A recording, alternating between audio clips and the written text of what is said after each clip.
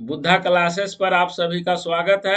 आज आप लोग 1000 से अधिक भूगोल के एमसीक्यू के पार्ट 1 के प्रश्नों को देखेंगे। प्रश्न संख्या 1, सौर प्रणाली की खोज किसने की थी?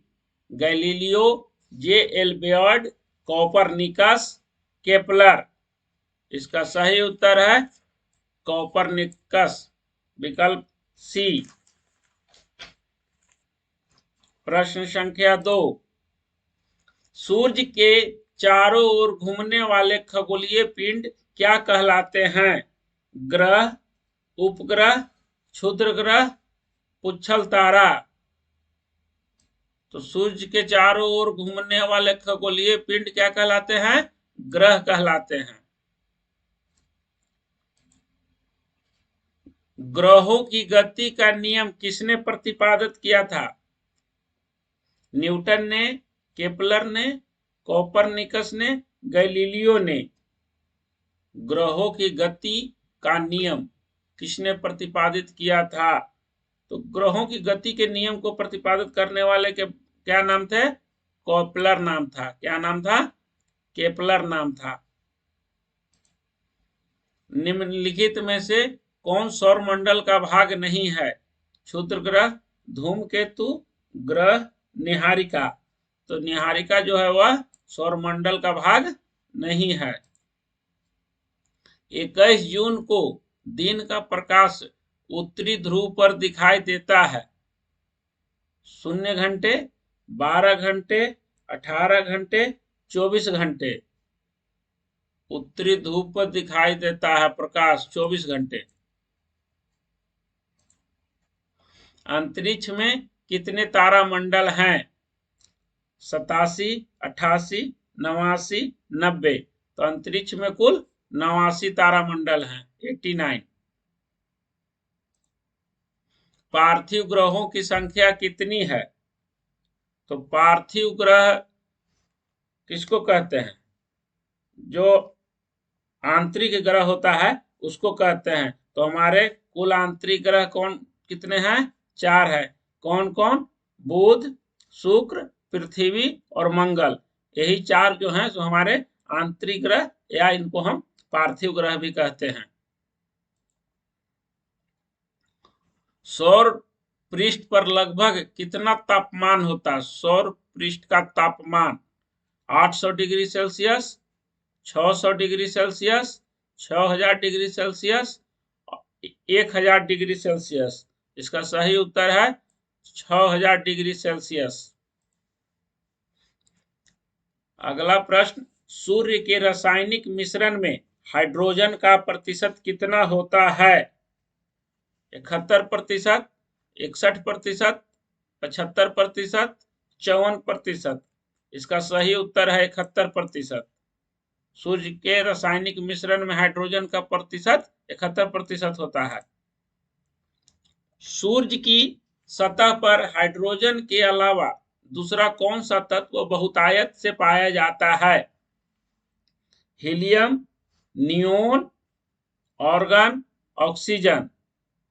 सूर्य की सतह पर हाइड्रोजन के अलावा क्या पाया जाता है? तो हीलियम पाया जाता है। सूर्य के संगठन में सहायक गैस है। सूर्य के संगठन में कौन कौन से गैस सहायक होते हैं? तो ऑक्सीजन CO2, हीलियम और ऑक्सीजन, हीलियम और नाइट्रोजन, हाइड्रोजन और हीलियम। तो इसका सही उत्तर है हाइड्रोजन और हीलियम। सूर्य का निर्माण उनके नाभिक में हाइड्रोजन और हीलियम के विखंडन के फलस्वरूप सूर्य का ताप में वृद्धि होता है, उसमें प्रकाश आता है। अगला प्रश्न, वैज्ञानिक जिन्होंने सर्वप्रथम खोज की पृथ्वी सूर्य के चारों ओर घूमती है। पृथ्वी जो है सूर्य के चारों ओर घूमती है, इसका खोज सर्वप्रथम किसने किया था?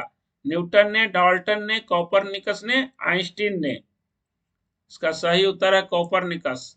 कोपरनिकस ने ही सर्वप्रथम बताया था कि पृथ्वी जो है वो सूर्य के चारों ओर घूमती है। नॉर्वे में अर्धरात्रि के समय सूर्य कब दिखाई देता है? नॉर्वे में अर्धरात्रि के समय 21 जून इसका सही उत्तर है, 21 जून। ब्रह्मांड में विस्फोटी तारा कहलाती है, ये मिसप्रिंट हो गया है, यहाँ टाइप करने में ब्राह्मण नहीं होगा, ब्रह्मांड होगा। ब्रह्मांड में विस्फोटी तारा कहलाती है, क्या कहलाती है? धूमकेतु, उल्का, क्षुब्धक, अभिनव तारा। तो इसका सही उत्तर है अभिनव तारा।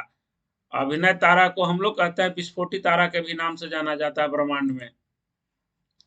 सुपरनोवा है, सुपरनोवा है एक ग्राहिका, एक ब्लैक होल, एक पुछल तारा, एक मृतप्राय तारा।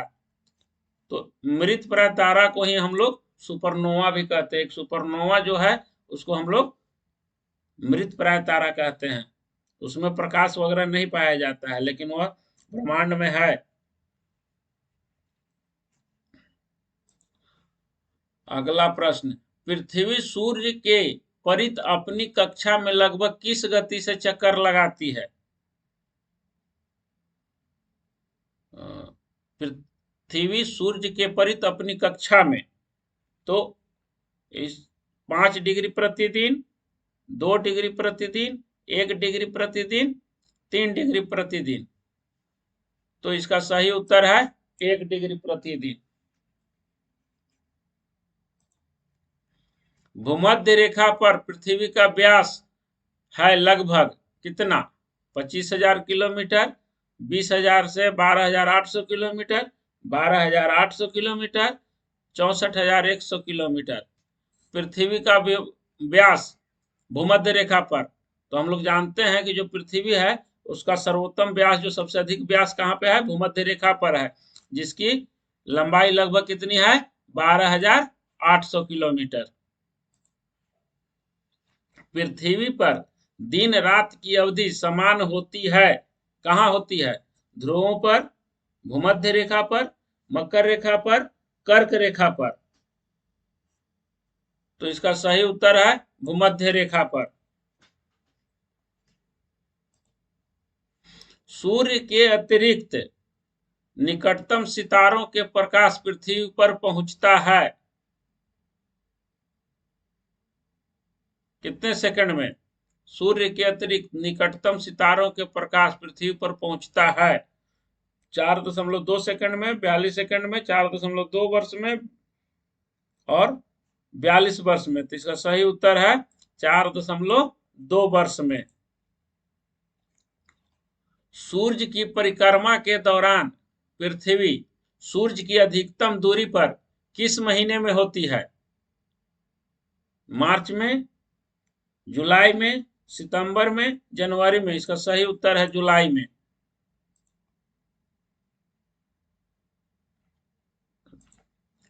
क्योंकि सूर्य की परिक्रमा के दौरान पृथ्वी सूर्य की अधिकतम दूरी, अधिकतम जब दूरी होती है तो उसको क्या कहते हैं?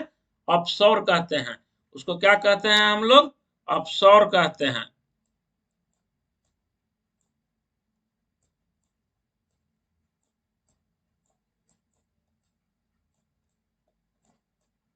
अपसौर कहते हैं, जो कि 4 जुलाई को होता है। तो यहाँ डेट नहीं दिया हुआ है तो जुलाई महीना में सही होगा, नहीं तो ऐसे अपसौर की क्या होता है? 4 जुलाई को होता है। अगला प्रश्न कहता है पृथ्वी के उपसौर स्थिति किस महीने में होती है? अपसौर में होता है सबसे अधिकतम दूरी पर पृथ्वी सूर्य से होती है, अपसौर में पृथ्वी जो है सूर्य के सबसे नजदीक अवस्था में होती है। किस महीने में होता है? जून में, जनवरी में, सितंबर में, मार्च में।